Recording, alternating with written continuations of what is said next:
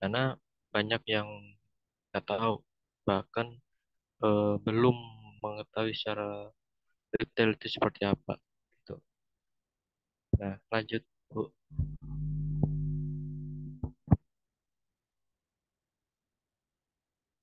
Halo, lanjut, lanjut, Bu. Nah, ini sebagai pembukaan ya, yaitu yang kerap kali dipertanyakan. Gitu.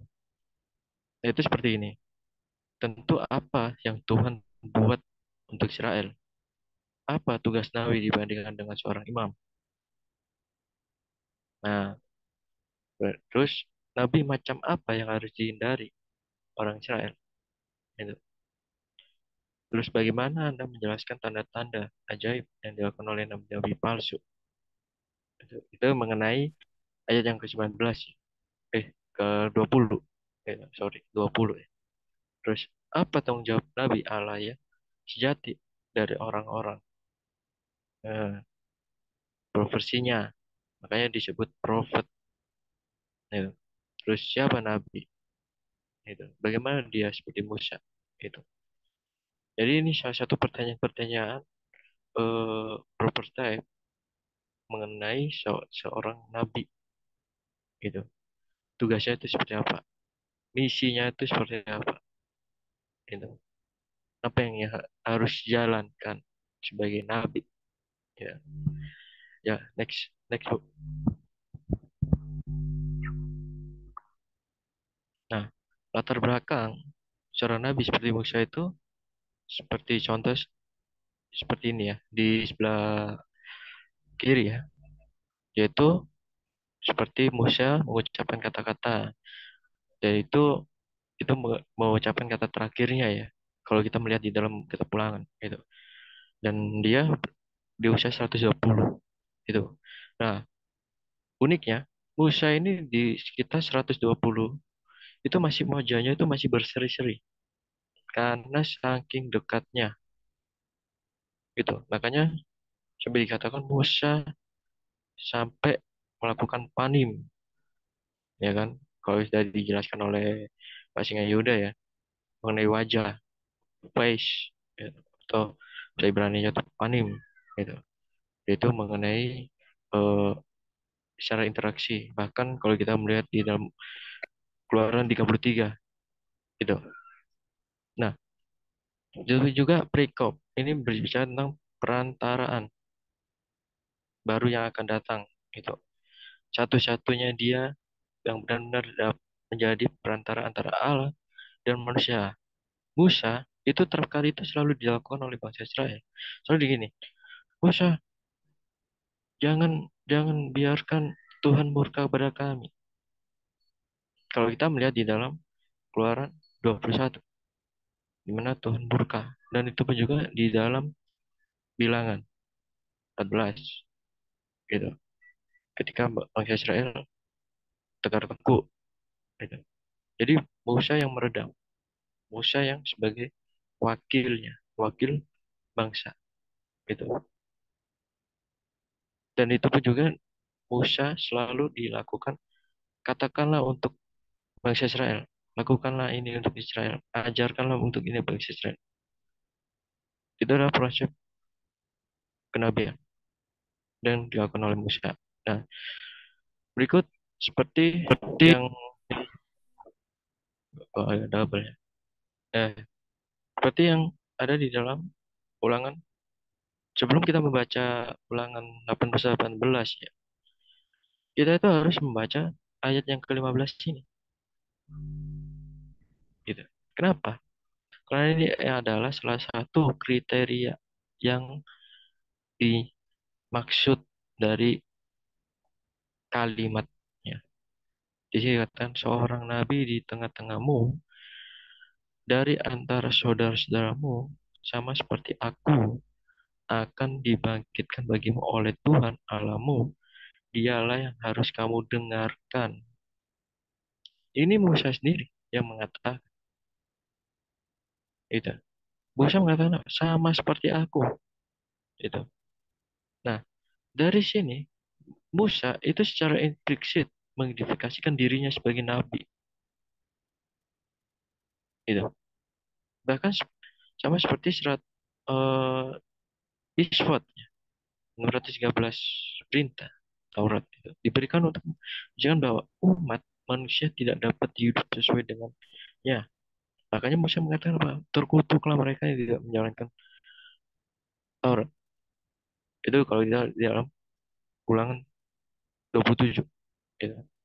Nah, bahkan Musa ini terkadang juga itu sebagai apa? Mediator. Gitu. Mediator antara hubungan antara bangsa Israel dengan Tuhan atau Yotevate kalau orang Yahudi nyebutnya Hashem. Gitu. Musa Hashem menunjukkan pada kita jalan menuju Mesias. Musa juga ini menubuat Mesias. Gitu. Dan sama seperti Yohanes Pembaptis. Gitu. Jadi kalau teman-teman ingin tahu, saya punya salah satu literasi. Nanti saya akan tunjukkan.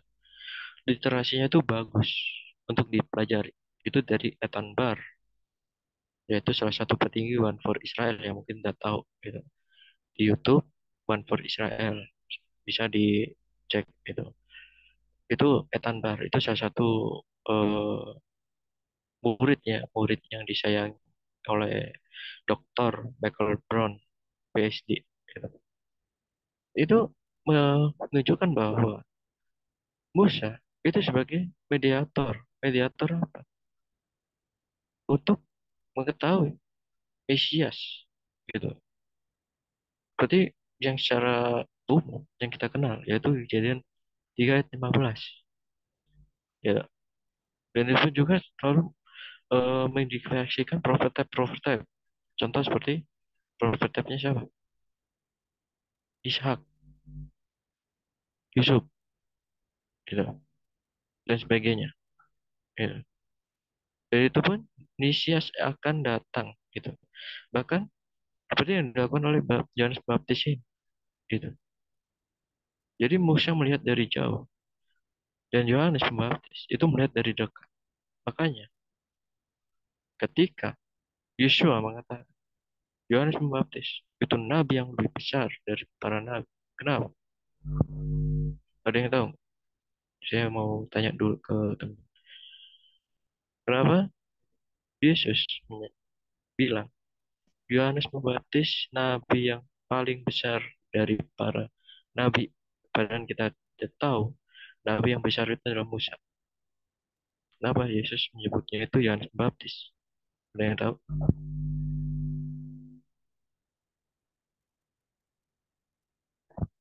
Ya dua atau satu atau dua orang lah.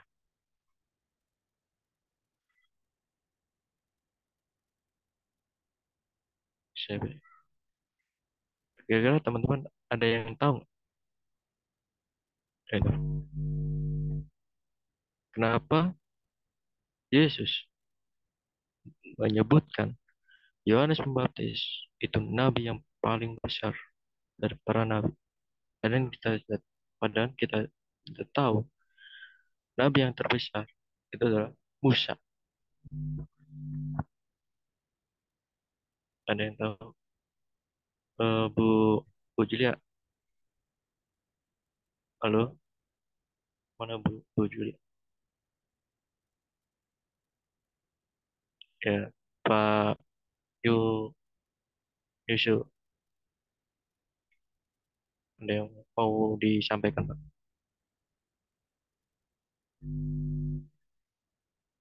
Ya, kelihatannya aku kena interrupt ya kalau aku bicara. Eh, Karena aku pakai double device untuk rekam. ya. Ya, saya ingin tahu aja sih, apa Kalau menurut teman-teman? Ya, silakan, Pak. karena dia nabi terakhir, Yohanes Pembaptis nabi terakhir mempersiapkan jalan bagi Kristus, dan dia yang Oke, membaptis Kristus. oke. Kalau yang lain cuma satu apa? Dua orang aja lah, nggak apa-apa.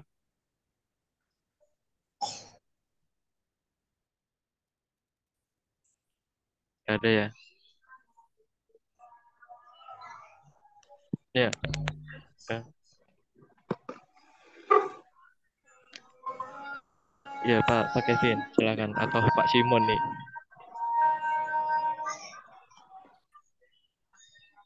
Eh, nggak ada ya.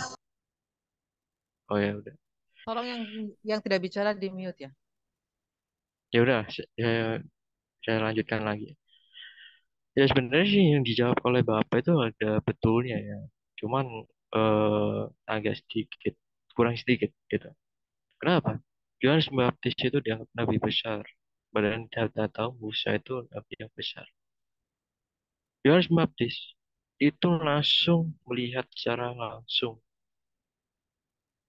Di mana di dalam Yohanes menyatakan, Yohanes Pembaptis ya, bilang, lihatlah, itu anak domba Allah yang menebus dosa umat manusia.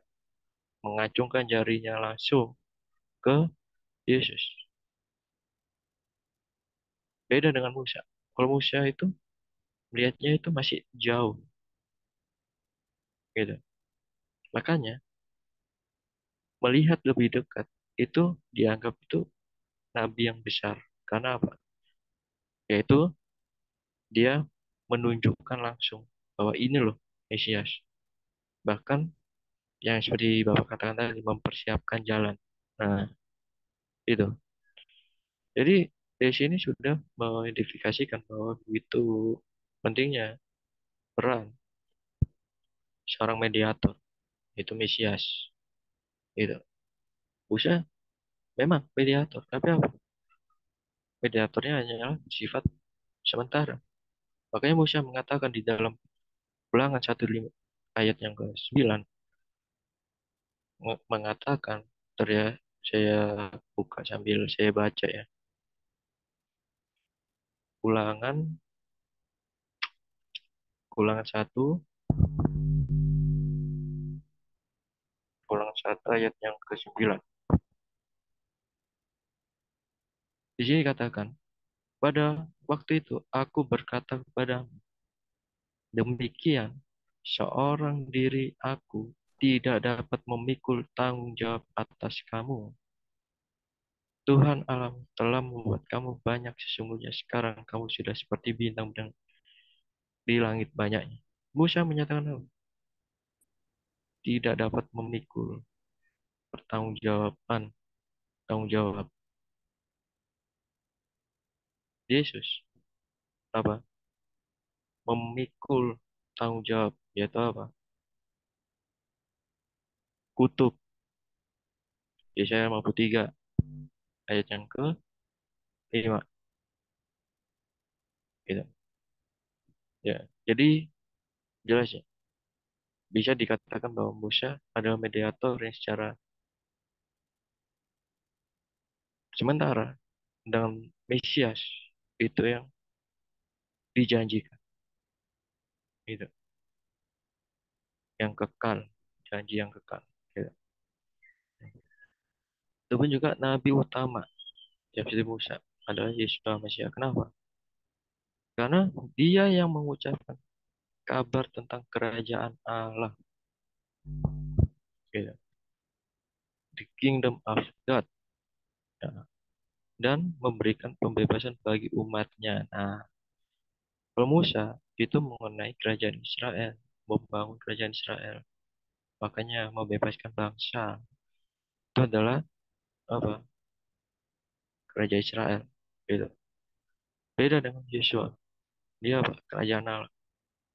Kalau kita melihat di dalam Yohanes 3 ayat yang ke ayat apa? Yohanes 3 lah, gitu. Pembicaraan dengan Nikodemus, gitu. Dan membebaskan umatnya, apa?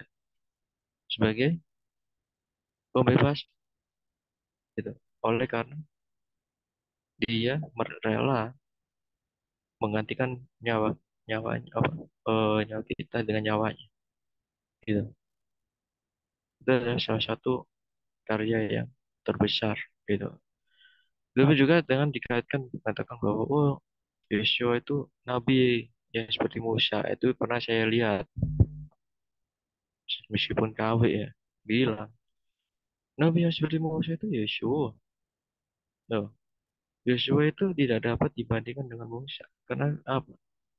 Karena Musa tidak pernah bangkit lagi seorang nabi di Israel seperti dia. Gitu. Ini Yosua sendiri. Gitu. Kalau kita melihat di dalam Ulangan 34 ayat 10. Gitu. Nah, bahkan berhubungan langsung dengan siapa? Yahweh, Hashem. Gitu. Gitu.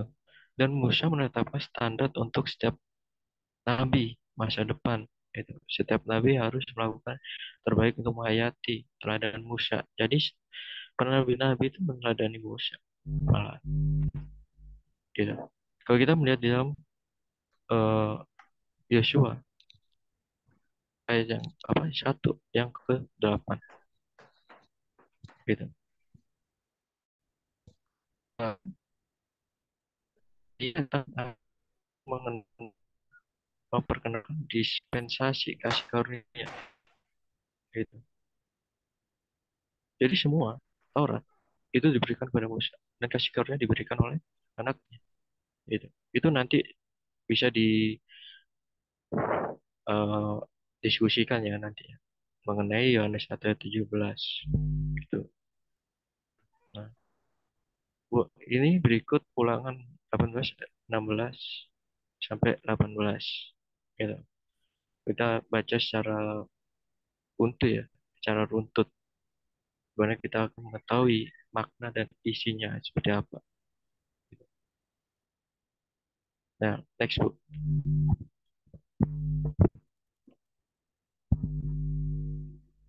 Halo, next. Nah, seiring berjalannya waktu, ayat-ayat itu mengatakan apa? Nabi ini mulai diakui dalam desa itu.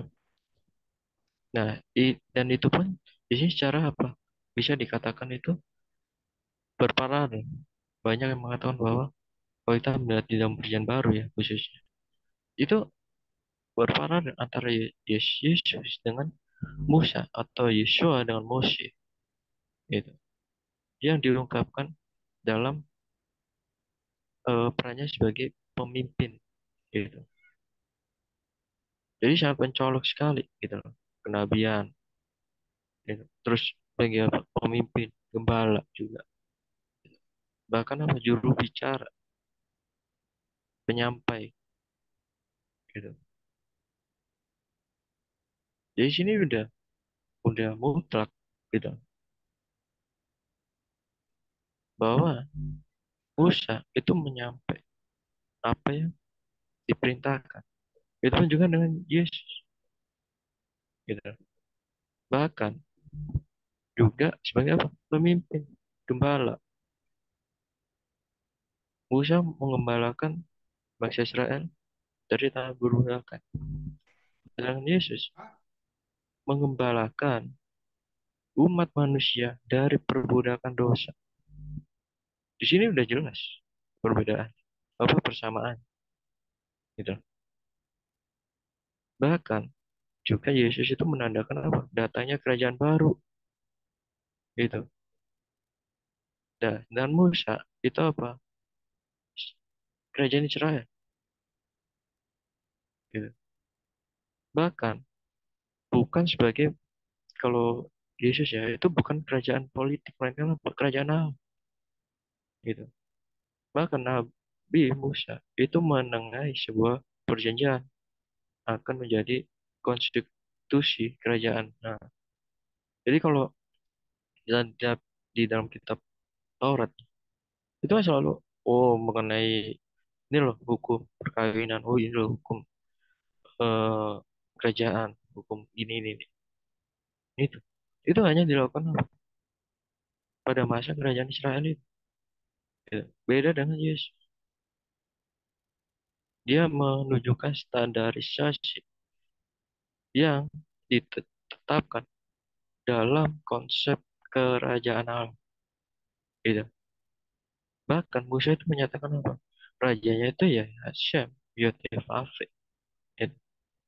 Namun di diberitahu oleh Nabi Yeremia, yaitu menandakan apa? Perjanjian baru itu datangnya apa? Seorang Mesias gitu. Bahkan kalau kita melihat di dalam berdasarkan Masoretnya itu Yeremia 31 ayat 31 sampai 34. Kalau di Septuaginta itu 38 ayat 31 sampai 34 gitu. Jadi Musa itu konstitusi tentang kerajaan Israel. Yesus itu konstitusi kerajaan Allah gitu. Jadi sama nih, menerapkan konsep kerajaan gitu. Nah, seperti itu. Jadi dari sini sudah jelas kalau mengatakan bahwa ada yang klaim Nabi yang seperti Musa, namun tidak sesuai dengan apa? Penyambung, perintah, terus pemimpin, gembala. Bahkan Musa itu dianggap rasul. Belum ada yang tahu kan.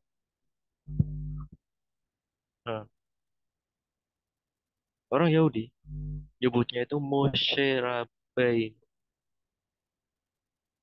Ya. Moshe Raf. Raf itu rasul. Gitu. Atau guru, rabai. Nah, Yesus disebut apa? Nikodemus nyebutnya Rabi. Semua orang Yahudi nyebutnya Rabi. Ya, gitu. Jadi kalau menyatakan, berarti kalau kita bisa bisa nggak menyebutnya Yeshua Rabin? Oh iya, karena dia adalah guru besar kami. Gitu. Seperti hanya Musa. Jadi mengikuti apa yang Yesus ajarkan itu selayaknya hal yang sama seperti yang Musa ajarkan. Gitu. Nah, itu pun juga dengan bukti-buktinya, bukti persamaan. Ini bukan hanya sebuah kebetulan. Gitu. Musa mempunyai persamaan yang secara pribadi tanpa dimiliki oleh para nabi lainnya. Contoh, kayak Nabi Samuel, Elia, Yeremia, Yesaya, maupun nabi yang lain seperti Obadja, Nabi eh, Yeskiel. Gitu. Sebab itulah para Yahudi di dalam era Second Temple ya khususnya. Justru khususnya kaum Farisi, Saduki, dan Eseni, ini sekte ya, sekte Yahudi di masa lampau ya.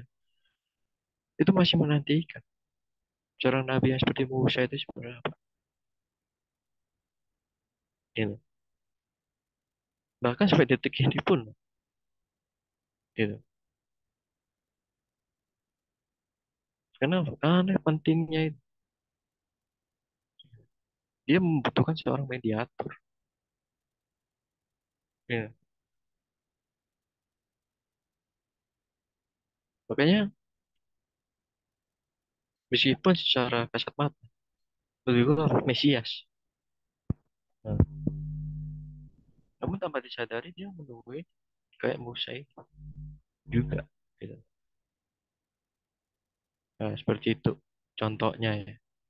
Cara hubungan antar Musa dengan Yesus. Ya, ya, next bu.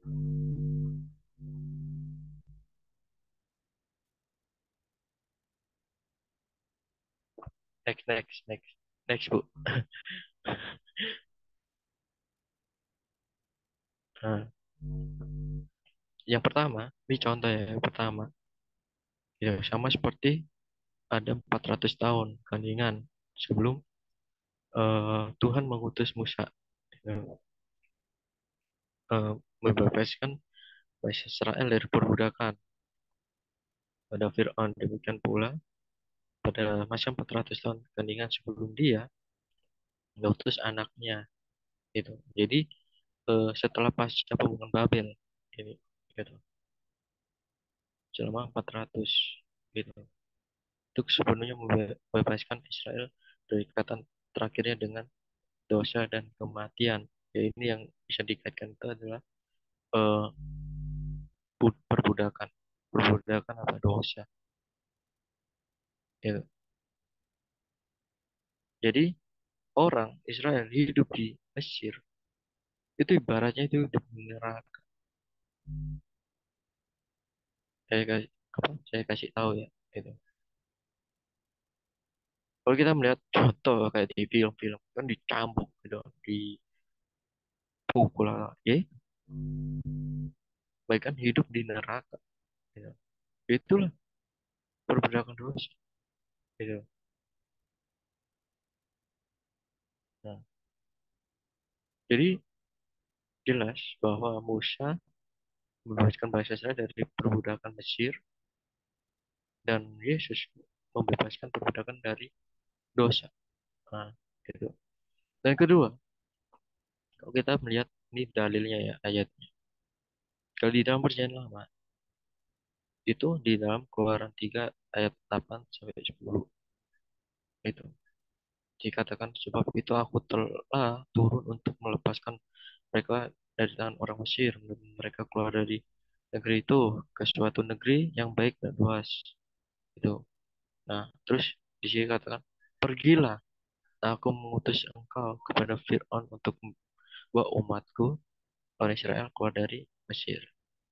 Ini kalau di dalam perjanjian lama. Dan juga di dalam perjanjian baru. Dimana kalau kita melihat dalam Yohanes 8 ayat 42 sampai 43. Dia katakan, jikalau Allah adalah Bapamu, kamu akan mengasihi aku. Sebab aku keluar dan datang dari Allah. Aku datang bukan atas kehendakku diri, melainkan Dialah yang mengutus aku. Apakah sebabnya kamu telah mengerti bahasaku? Kamu menangkap firmanku. Nah ini. Jadi kalau mengatakan, jadi kita juga usah kaget ya. Bahkan tidak usah menghindar ya mengatakan bahwa, oh Yesus itu utusan. Oh iya, sama layaknya seperti Musa. Atau kalau misalnya mengatakan, oh berarti kalau Yesus utusan, masa utusan berarti sama-sama utusan. Jadi jelas bahwa ini loh, kriteria kenabian. Itu standar profesi seorang nabi. Itu jelas ya. Di sini udah tahu ya bahwa Yesus itu seorang sebagai sang firman diutus Bapaknya ke dunia. Itu juga Musa diutus oleh Hashem ke Mesir. Itu aku mengutus engkau kepada Fir'aun. Dan Yesus nih, dialah yang mengutus aku. Nah, gitu. Ya ini udah tahu ya persamaannya. Nah lanjut. Nah, itu kan juga yang ketiga berasal dari bangsa Ibrani. Nah, bukan Arab ya. Itu dikatakan nih dalilnya Keluaran 6 ayat 15 sampai apa? 6 15 sampai 17 dan 19. Kalau kita melihat dalam silsilahnya ini ya, silsilahnya itu. Levi ini anak Yakub yang ketiga. Itu Yakub itu nama Israel. Itu Yakub yang kalau setelah bergumul ya kan namanya kan Israel artinya itu eh, berkemenangan bersama Allah. Itu. Dan juga kalau di dalam perjanjian baru ini Matius 1 ayat 2 terus ayat 15 sampai 16 ini gitu. Abraham meneranakan Ishak, Ishak akan Yakub, Yakub ini Israel itu meneranakan Yehuda dan lanjut terus terus terus nih Eliud memperanakan Eleazar, Esau melahirkan Matan, Matan melahirkan Yakub, Yakub melahirkan Yusuf, suami Maria yang melahirkan Yesusnya. Sama ini, gitu. Jadi, jadi agak heran ya, mengatakan Anda di luar bangsa Israel mengatakan klaim seperti Musa ini. Karena Musa adalah orang Israel, garis keturunan Israel. Terus ada yang terlepas dari garis keturunan Israel. Nah itu agak kacau gitu ya. Kalau berdasarkan keimanan kita ya. Gitu. Dan juga yang keempat, orang tua berasal dari bangsa Israel. Nah, orang tuanya juga nih. Nah, seorang laki-laki dari keluarga Lewi kawin dengan seorang perempuan Lewi. Nah, itu. Lewi ini tetap orang Israel, anaknya Israel. Gitu. Begitu juga dengan ini. Kalau kita lihat di Lukas, Lukas 2 ayat 4 sampai 5. Nih, dan Yusuf pergi ke Nazaret di Galilea ke Yudea kepada Daud bernama Bethlehem yang berasal dari keluarga dan keturunan Daud supaya dapat bersama-sama dengan Maria gerangannya yang sedang mengandung. Gitu. Itu sama-sama, gitu. Manusia Israel, gitu. Bukan bangsa Arab, bukan bangsa Yunani, gitu. Udah jelas ya di sini ya persamaannya. Ini yang keempat itu. Berikutnya Bu. Nah, baik. Itu yang kelima. Lahir di bawah kekuasaan bangsa asing. Nah,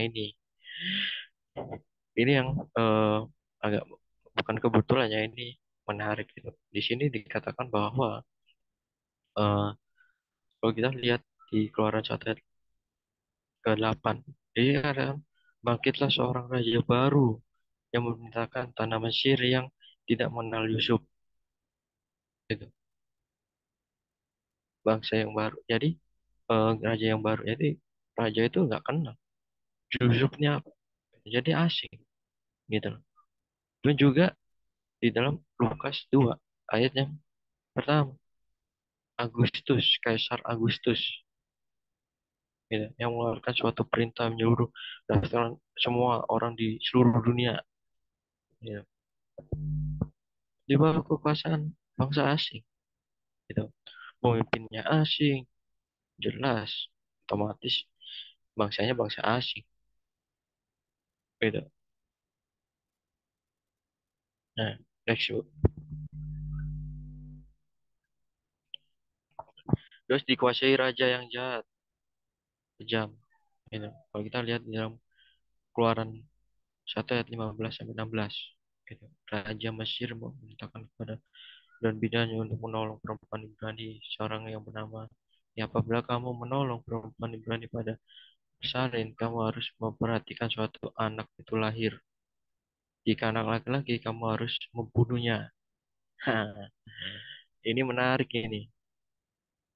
Ini kalau dipandang jauh, khususnya ya di Sota, Talmud Sota 12a, itu dikatakan Fir'aun dan para ahli bintang melihat seorang lahir anak laki-laki itu sebagai juru selamat orang Ibrani.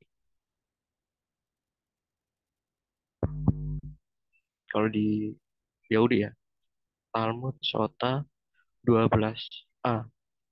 Bahkan Rasi juga bilang gitu. Ya. Nanti saya akan tunjukin setelah pemaparan ini. Gitu. Bahwa kelahiran Musa ini juru selamat. Gitu. Makanya mau dibunuh. Gitu. Makanya di sini kalau kita lihat di dalam Matius dan Lukas, khususnya Matius, ini ketika Raja Herodes mendengarkan hal itu, terkejutlah ia serta seluruh Yerusalem. Maka ia berkumpul semua imam-imam dan ahli Taurat bahasa Yahudi, minta keterangan dari mana, dari mereka di mana Mesias akan dilahirkan. Gitu. tunjukin. Karena apa? Karena ini tahu juru selamat. Musa, kalau pandangan Yahudi, itu diartikan sebagai juru selamat. Gitu. Untuk bahasa Ibrani. Itu juga Yesus, juru selamat bagi umat manusia. Gitu. Nanti saya akan tunjukin. Gitu. Ini bukan penelitian saya, ini Yahudi sendiri. Gitu. Bahkan rasi nah, yang dipakai oleh mereka kan, yang dibanggakan. Itu pun juga yang ketujuh nih, berada di tanah Mesir. Gitu. Musa dibesarkan di Mesir. Kalau kita lihat di Keluaran 2 ayat yang ke-10. Itu pun juga dengan Matius 2 ayat 13 ini. Remaja berangkat menampakkan malaikat Tuhan. Bangunlah, ambillah anak itu serta ibunya, larilah ke Mesir dan tinggallah di sana sampai aku berfirman padamu, karena Pak Herodes akan mencari anak itu untuk membunuh dia. Nah, tinggal di dan dibesarkan di Mesir. Itu juga Musa. Itu. Ketika ditaruh di keranjang, dialirkan ke Sungai Nil dan bertemu dengan Putri Firaun. Makanya Putri Firaun menyebutnya Moshe. Kalau di zamannya Musa, Moshe itu sangatlah apa ya, eksis gitu. Nah, kalau misalnya oh Musa itu nggak eksis, padahal Musa itu adalah nama, artinya itu terangkat dari air gitu. Bahkan kalau di Bible arkeologi ya, pemimpin dulu itu namanya itu bukan Ramses, bukan Fir'aun gitu. Namanya itu bagian Mosera gitu. Moshe apa gitu. Karena ini nama-nama kerajaan gitu.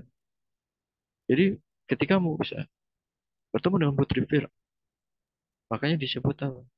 Musa. Karena ini adalah nama kerajaan gitu. Itu juga dengan Yesus. Sebut apa? Berasal dari kerajaan. Kerajaan kekal gitu. Ini yang jarang diketahui ya. Gitu. Bahkan di dalam arkeologi itu banyak gitu. Ya nanti ya kalau eh, pengajaran tentang arkeologi ya, mungkin Pak Singat punya itu datanya itu tentang Exodus. Gitu. Begitu juga nih sama-sama ditolak nih, oleh bangsa sendiri. Gitu. Jadi nggak heran mereka menolak Yesus itu sama juga dia menolak Musa. Ini dalilnya. Kalau kita lihat di dalam Keluaran Keluaran 32 ayat yang pertama itu.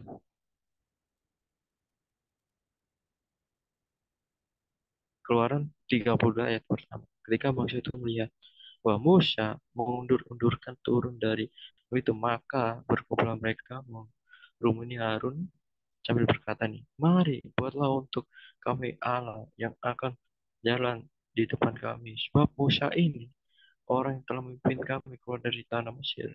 Kami tidak tahu apa yang telah terjadi dengan dia. Dan ada salah satu bentuk penolakan bahkan. Kalau kita lihat di dalam bilangan 14. Ya, di mana mereka telah mengintai tanah karena ketika balik dia bersungguh-sungguh. Oh, alangkah baiknya kita kembali aja ke Mesir daripada ikut kamu menderita. Gitu. Itu adalah salah satu bentuk penolakan. Bahkan kalau kita lihat di dalam perjanjian baru, yaitu di dalam Matius 27 ayat yang 21 atau 22 ini dikatakan karena Pilatus menyatakan Pilatus itu bilang gini, kata Pilatus kepada mereka, jika begitu apa yang harus diperbuat dengan Yesus yang disebut Kristus? Mereka semua berseru, ia harus disalibkan. Gitu. Bahkan dikata, bukankah ini adalah seorang raja? Kami tidak punya raja, kami hanya punya kaisar. Nah, kalau kita lihat di kitab Yohanes, ya. Jadi sini udah jelas persamaan-persamaan. Musa ditolak, dibenci oleh bangsa sendiri, di mana bangsa itu dibebaskan. Begitu juga Yesus dibenci dan ditolak oleh kaumnya sendiri. Gitu. Jelas sih, gitu. Makanya nanti bakalan tahu apa maksud Yesaya yang 3 ayat yang ketiga. Dia dihindar orang dan bahkan tidak masuk hitungan. Nah, kalau kita lihat di dalam kisah para rasul juga nih, ayat yang ketiga sampai 13 dan 14. Gitu. Ya, seperti itu. Jadi yang ke-8. Next. Next. Nah, yang suka gosip-gosip. Nih. Yesus juga digosipin. Bahkan Musa juga. Kalau kita lihat di ini ya dalilnya. Di bilangan 12 ayat yang pertama sampai kedua. Antara gosipnya Miriam dan Harun. Gitu. Ini bilang gini. Sungguhkah Tuhan berfirman dengan perantaraan Musa saja? Bukankah dengan perantaraan kita juga ia berfirman dan mendengarkan hal itu kepada Tuhan? Gitu. Jadi Miriam dan Harun tuh menyatakan kok yang bilang kok hanya Musa saja, bukannya kita ini juga bisa ya? Kan ini dalam saudara. Gitu. Jadi istilahnya tuh kayak digosipin. Gitu. Itu juga dengan Yesus di Markus 3 ayat 20 21. Yesus masuk ke sebuah rumah. Datanglah orang-orang banyak berkerumun pula. Mereka makan. Waktu kaum keluarganya mendengar hal itu, mereka datang hendak melebihi dia dan berkata mereka, ia tidak waras lagi. Nah, ini kalau dilihat secara paralel antara Yesus dan Musa, itu ada satu juga salah satu tokoh yang dianggap tukang mimpi di dalam perjanjian lama. Ada salah satu orang bahkan disebutkan oleh saudaranya itu adalah tukang mimpi. Kira-kira ada yang tahu nggak siapa?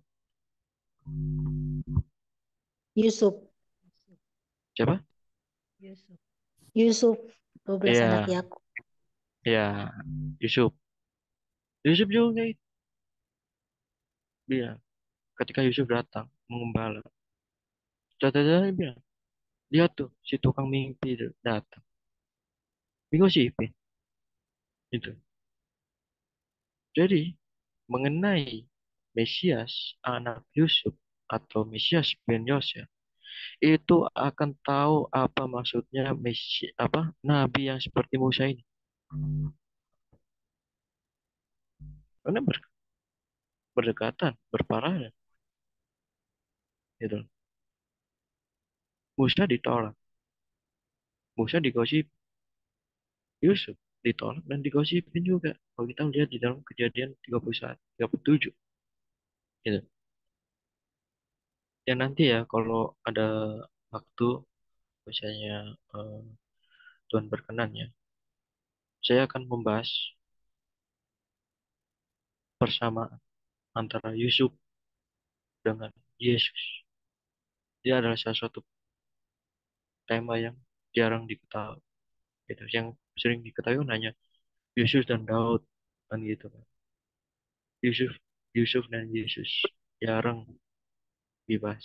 Oke, nanti saya usahakannya kalau ada waktu dan Tuhan me- mengendaki atau mengizinkan. Yang berikut yang ke-10 nih. dikenal secara langsung oleh Tuhan atau Hashem. Kalau kita lihat di dalam Ulangan 34 ayat 10. Sama seperti Musa dikenal oleh Tuhan. Itu. Begitu juga dengan Matius 17 ayat 5. Jadi katakan, inilah anakku yang kukasih padanya lah aku berkenan. Dengarkanlah dia. Nah, itu.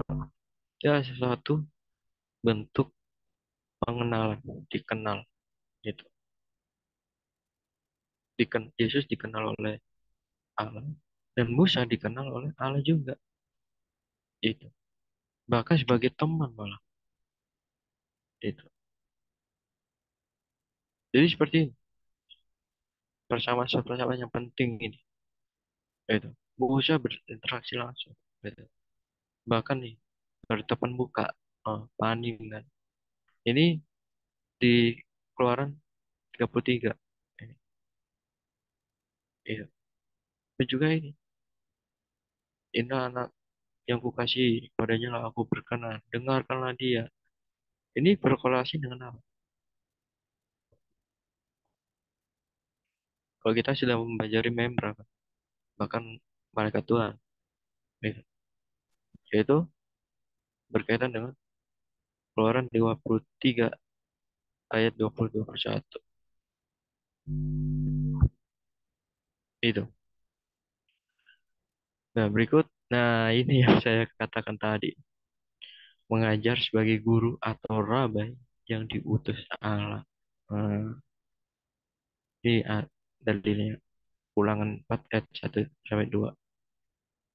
Seorang orang Israel dengar ketetapan yang peraturan dan yang ku ajarkan padamu untuk dilakukan supaya kamu hidup dan memasuki serta menduduki negeri yang diberikan padamu oleh Tuhan Allah nenek moyangmu. Janganlah kamu menambahi apa yang kuperintahkan padamu dan kamu mengurangi. Dengan demikian kamu berpegang pada perintah Tuhan Allahmu yang ku sampaikan padamu. Ini sebagai apa? Sebagai rabi, guru ini mengajar ini peraturan yang ku ajarkan. Itu. Belum jangan hanya Yesus. Ini, kalau kita lihat di dalam Yohanes 3 ayat 1-2, Nikodemus bilang, Rabi, guru, kami tahu. Nah, jadi di sini jelas orang Yahudi nyebutnya Musa itu Moshe Rabbeinu. Dan juga dengan kita. Kita bisa menyebutnya Yeshua Rabbeinu. Tapi ya nggak wajib sih. Itu kan kalau dikaitkan dengan persamaannya. Gitu. Jadi Musa disebut guru besar kami, Yesus juga disebut guru besar kami. Gitu. Dan Yesus bilang apa kalau kita lihat di dalam Matius 28 ayat 20. Gitu kan. Ajarkanlah mereka seperti yang ku perintahkan kepadamu. Itu. Itu bisa dikatakan itu adalah rabai. Gitu. Jadi kalau ada yang klaim mengatakan, wah ini nabi yang seperti Musa. Kita tanyakan, simpel aja. Musa disebut rabai. Apakah dia disebut rabai juga? Atau apakah dia pernah mengajar? Oh, enggak. Disebut rabi enggak? Enggak. Eh, Musa disebut rabi. Karena Musa orang jadi nyebutnya rabi. Rabi, guru besar.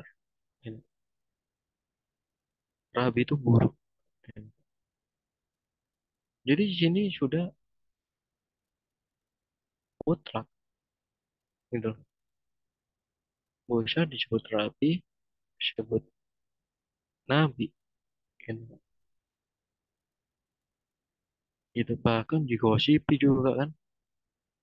Taulat. Gitu.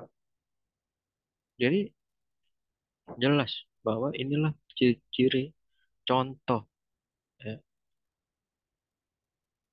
dan apa dalil-dalil mengenai bahwa Yesus itu adalah nabi yang mutlak seperti Musa gitu, gitu ya. Ya, next Bu. Bahkan kalau yang ini ya, yang berikutnya yang ke-12, kalau kita lihat menyikapi namanya gitu. Kalau kita lihat di dalam Keluaran 3 ayat 3 sampai 15 itu pasti udah tahu lah ya kan ayatnya itu. Itu juga di dalam Yohanes 17 ayat 6 dan 12 sampai 2, 11 sampai 12 itu. Ini datanya, sang namanya atau bisa disebut Hashem. Nah, itu. Nih, kami aku memelihara mereka dalam namamu, yaitu namamu yang telah engkau berikan padaku. Aku menjaga mereka dan tidak seorang pun dari mereka yang binasa selain daripada dia yang telah ditentukan untuk binasa. Gitu.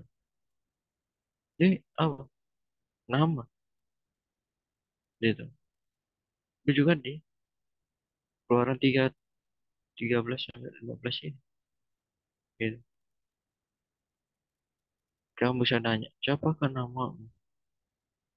Ayem, Bu Ayem, atau Asya, Ego Emi. Ya. Itu pun juga nih, La Olam, Bishem La Olam, namaku untuk kau selama-lamanya. Gitu. Jadi jelas bahwa Musa itu mengungkapkan sang nama, yaitu Yotevavi, dan juga dengan Yesus, memperkenalkan siapa? Bapaknya. Betul. Musa memperkenalkan Yahweh, di mana orang Israel itu hidup di sekitar kehidupan bangsa Mesir, dan juga Yesus nih memperkenalkan Bapa itu seperti apa. Gitu. Jadi agak heran ya mengatakan Yesus itu Bapa. Kalau Yesus adalah Bapa, terus dia datang ke dunia itu ngapain? Gitu. Dia datang ke dunia itu memperkenalkan Bapa kok. Gitu. Masa masa apa? Oh, orang ini kan udah kenal Bapak, ya udah, ngapain aku turun? Iya kan? Gitu loh. Jadi ini sama-sama memperkenalkan di mana Musa memperkenalkan Yahweh dan Yesus memperkenalkan Bapaknya. Gitu. Ini udah jelas. Gitu. Inilah standar ciri kenabian yang sepenuhnya dilakukan apa yang berkenan bagi Allah. Itu nabi. Gitu. Yang next Bu. Nah, berikut kesimpulan. Makanya di sini sudah terbukti ya banyak ada persamaan antara Musa dan Yesus gitu, atau Yeshua, baik secara kronologi maupun secara pengutusannya gitu. Bahkan secara lahir juga gitu. Nah, bahkan semua itu terbukti bahwa tidak ada yang dimiliki oleh para nabi gitu. Dan hanya satu saja yang dimiliki berdasarkan karakteristik yang dimiliki oleh Musa, yaitu Yeshua Mesias atau Yesus Kristus. Makanya secara tegas Yesus mengatakan apa? Kalau kita lihat di dalam Yohanes 5 ya, banyak tahu. Musa yang kalian kenal, Musa itu menulis tentang aku, ah, itu. Bahkan kalau kita lihat ayat yang lain, yaitu Yohanes 1 ayat 17. Sebab hukum Taurat diberikan oleh Musa, tapi kasih karunia yang dan kebenaran datang oleh Yesus Kristus. Gitu. Dari di sini secara etimologi, secara kronologi, keputusan, kelahiran, kelahiran itu ada kesamaan, ada koneksi. Itu bahkan eh, hidup kepribadiannya seperti digosipi, ditolak, nah, seperti itu. Dan dari sini udah jelas gitu. Bahkan ini ya sebagai suatu janji saya juga ya, dan saya akan membuktikan mengenai pandangan Yahudi mengenai kelahiran Musa, di mana Musa itu dianggap sebagai savior gitu ya. Ntar saya akan tunjukin dianggap juru selamat. Juru selamat itu eh,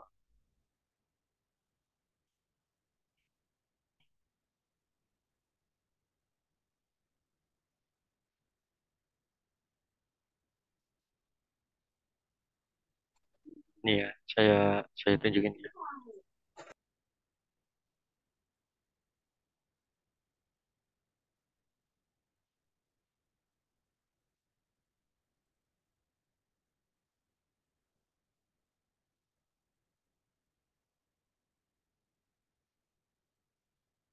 Nih, Rasi, nih, Simon Yislaki.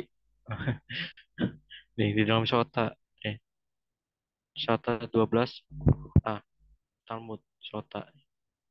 Nah, pada hari ini, today the deliver has been is been born, but we know that we with here he is born, Egypt or of Israel, but we see or astrology, nah, ilmu perbintangan. Nah, banyak apa ini? Every son is born is cash disebut nih,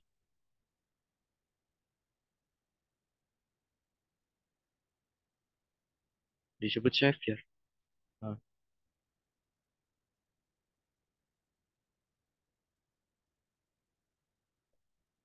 kelihatan kan?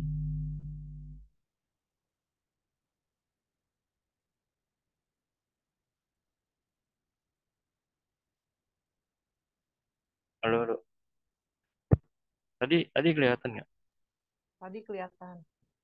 Nah, jadi itu mengenai kelahiran Musa itu dianggap savior, menganggap apa?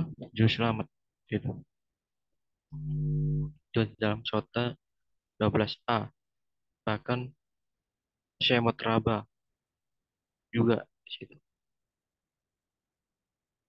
Jadi seperti itu, eh, pernyataan secara eksplisit membuktikan bahwa jelas Musa lahir itu dianggap juru selamat, ya, savior misalnya, gitu. Savior itu juru selamat gitu. Nah, jadi kalau mengatakan bahwa kalau ada yang sama, jadi pertanyaan baru jadinya, apakah itu adalah juru selamat? Nah, seperti itu. Ya mungkin itu dulu sih Bu dari saya. Shalom alaikum.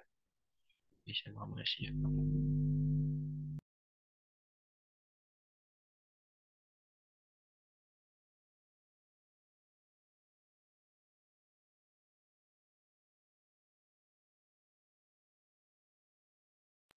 Halo, halo, halo. Bro Lev, ya baru Iya. kita baru selesai broadcast juga. Sudah. Ini double ini device. Sudah.